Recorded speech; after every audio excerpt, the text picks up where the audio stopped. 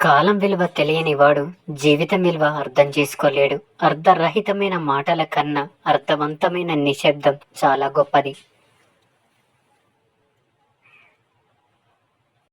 జీవితం అంటే నిన్ను నువ్వు చూసుకోవడం కాదు, నిన్ను నువ్వు రూపుదిద్దుకోవటం. ఆత్మవిశ్వాసం లేకపోవడం అపజయాలకు గల ముఖ్య కారణం.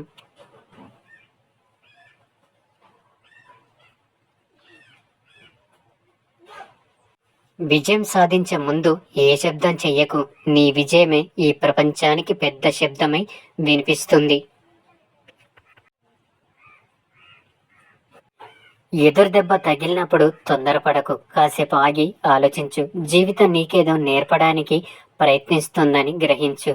నేను ఎంచుకున్న దారి భిన్నంగా ఉండవచ్చు, కానీ దాని అర్థం నేను తప్పిపోయానని కాదు.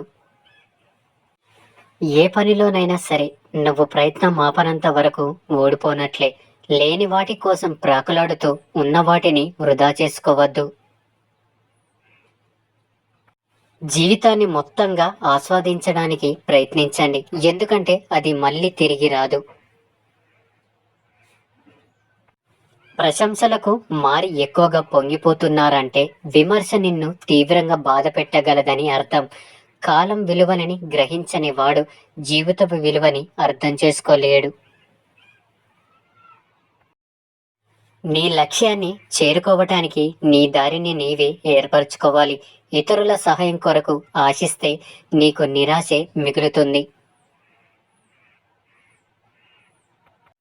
ఒక్కొక్క కోరికను జయిస్తూ విజయాన్ని సాధించటంలో ఉన్న ఆనందం 1000 కోరికలను తీర్చుకున్నా లభించదు.